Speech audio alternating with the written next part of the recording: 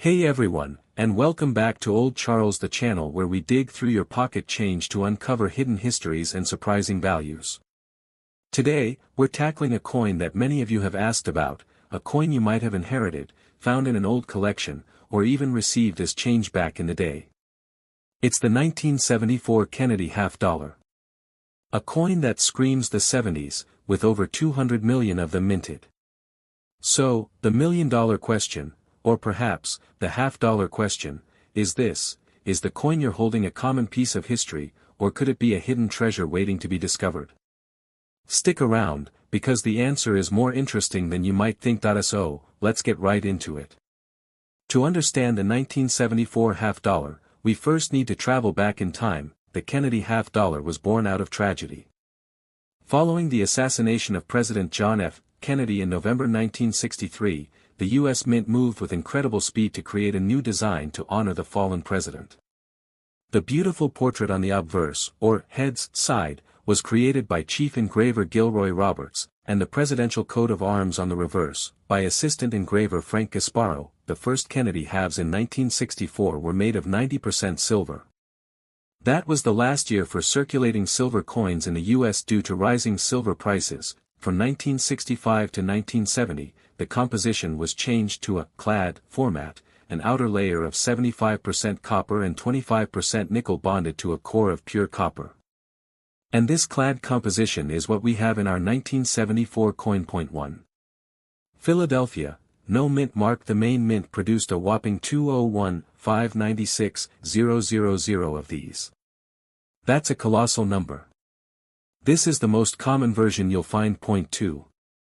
Denver, D. Mint mark. The Denver Mint was even busier, striking 79,066,300 half dollars. Point 3. San Francisco, S. Mint mark. This is where it gets interesting.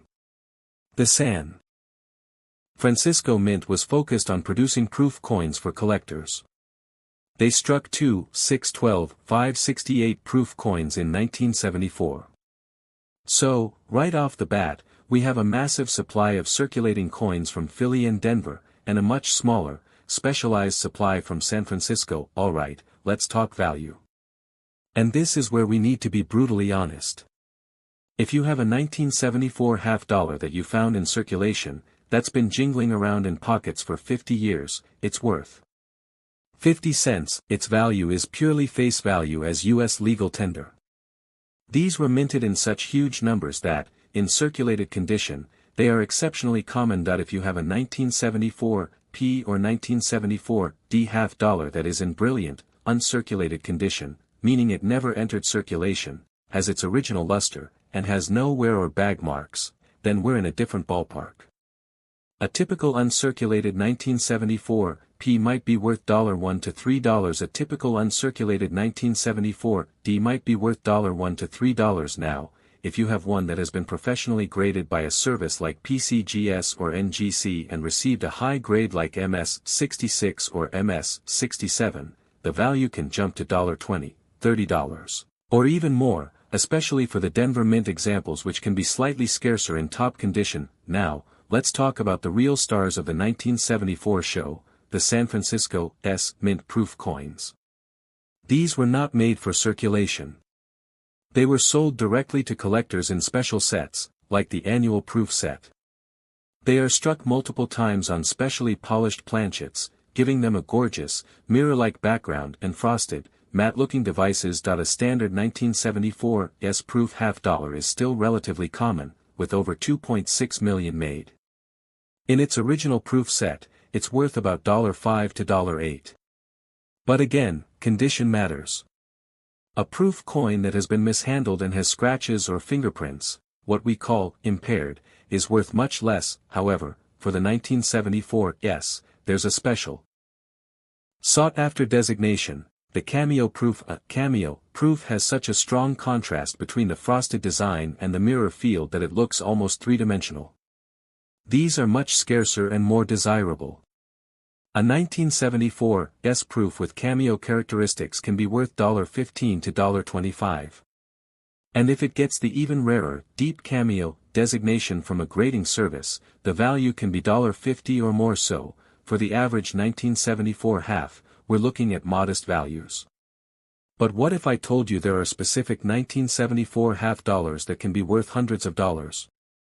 This is where we enter the exciting world of errors and varieties. Look very closely at the inscriptions like, "In God We Trust," and "Liberty."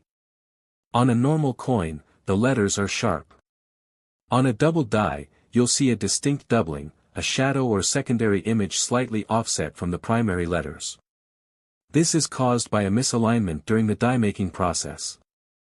A strong 1974 DDDO can be worth $100 to $300 plus depending on its grade. Look for raised, blob-like metal on the coin's surface, often on the rim or near the edge. These are caused by cracks in the die. A large cud can make a common coin worth a significant premium. Imagine the coin being struck off-center. Part of the design is missing, and you see a blank crescent of the planchet. Any dramatic off-center error, even on a common date, is valuable. A 10 to 20% off-center strike on a 1974 half could be worth $30 to $100. You need to examine your coin under good light, maybe even with a cheap jeweler's loupe. Look for anything that seems unusual, doubled, or misaligned. To wrap it all up, the 1974 Kennedy half dollar is, for the most part, a very common coin. Your typical spent-in-the-vending machine piece is face value. But an uncirculated example has a small premium, a beautiful proof has a decent collector premium, and the right error or variety can turn this 50-cent piece into a $100 bill. The real value of this coin, in my opinion, is as an accessible and affordable piece of American history. It's a perfect coin for a young collector to start with, or for anyone to hold on to as a reminder of the 1970s. Now I want to hear from you. ***, do you have a 1974 half dollar? Is it A, P, D, or S mint? Have you found a possible doubled die? Take a clear photo and post it in the comments below. The community and I would love to see what you have. Maybe you found one of the treasure coins. The US half dollar, a 50-cent piece, has served as a workhorse of American commerce and a mirror reflecting the nation's tumultuous history. Its story is one of changing designs, shifting compositions, and evolving purposes, from a substantial silver coin to a largely commemorative piece. The very first half dollar featured a portrait of Liberty with flowing hair on the obverse and a small, scrawny eagle on the reverse. It was a large, heavy coin made of 89.2% silver and 10.8% copper. Few were minted, and they are exceptionally rare and valuable today. The design was quickly replaced with the draped bust Liberty, first with the small eagle, reverse, 1796 to 1797, and then the more familiar, heraldic eagle, reverse, 1801 to 1807. This period saw low and sporadic mintage. These early coins were hand-struck on screw presses. Their value was intrinsic, based on their precious metal content. They were vital for larger, everyday transactions in the young nation. This design, by Christian Gobrecht, featured Liberty seated on a rock, holding a shield and a pole with a Liberty cap. It went through several minor modifications over its long life, including the addition of mottos like, "In God We Trust," during the Civil War in 1866. The seated Liberty half circulated through the Mexican-American War, the California Gold Rush, and the Civil War. During the Civil War, precious metal coins, including 1963, sent the nation into mourning. Within days, plans were underway to quickly replace the Franklin half dollar with a new design to honor the fallen president. Chief engraver Gilroy Roberts adapted his presidential portrait medal for the obverse. Assistant engraver Frank Gasparo adapted the presidential seal for the reverse, based on a design he had created years earlier. The design was approved and rushed into production. The 1964 silver crisis. The 1964 Kennedy half dollar was the last circulating 90% silver half dollar. Due to rising silver prices, people began hoarding silver coins, melting them for their bullion value, which exceeded face value. This led Congress to pass the Coinage Act of 1965, which removed silver from most circulating coinage. The half dollar was made of a clad composition, with outer layers of 80% silver and 20% copper bonded to an inner core of 20.9% silver and 79.1% copper, ***, 40% silver overall ***. These were minted for circulation but were still often hoarded. The silver was removed entirely. The coin became a copper-nickel-clad coin, with outer layers of 75% copper and 25% nickel bonded to a pure copper core. This is the composition of the 1974 half-dollar and all subsequent circulation strikes. The Kennedy half-dollar is a direct artifact of a national trauma. Its rapid creation and public embrace demonstrate how coinage can serve a symbolic, healing purpose. The subsequent removal of silver marks the end of the era of intrinsic value in everyday U.S. coinage. It is the least used circulating U.S. coin.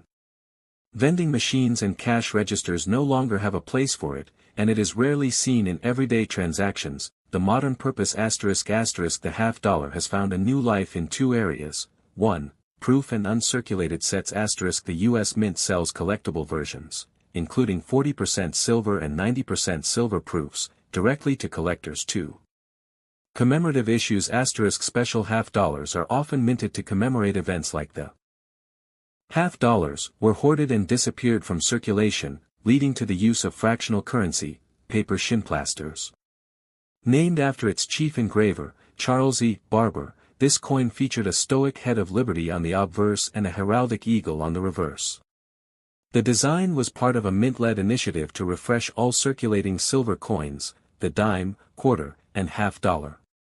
The Barber half represented the Gilded Age and the rise of American industrial power. However, the design was often criticized as being uninspired. It circulated during the Spanish-American War and the dawn of the Progressive Era. Often considered one of the most beautiful U.S. coins ever minted, the Walking Liberty half-dollar was designed by Adolph A. Weinman. It depicts liberty striding confidently toward the dawn, draped in the American flag, while the reverse features a majestic eagle in flight. The 1921 issues from Denver and San Francisco, along with the 1938 D, are key dates that are scarce and highly valuable. This coin circulated through 2 world wars and the Great Depression. Its optimistic imagery resonated with a nation facing immense challenges. Its design was so beloved that it was later revived for the American Silver Eagle bullion coin starting in 1986. Replacing the Walking Liberty, the Franklin half-dollar, designed by John R. Sinek, honored Benjamin Franklin, one of America's founding fathers. The reverse featured the Liberty Bell with a tiny eagle to the right, a requirement by law. A popular error, caused by a die clash, makes it appear as if Franklin has 2 fangs, resembling the cartoon character Bugs Bunny. This coin represents the post-World War II optimism and the beginning of the modern commemorative era. It was the last half-dollar to be struck in 90% silver for circulation before the Great Coinage Shift. The assassination of President John F. Kennedy on November 22,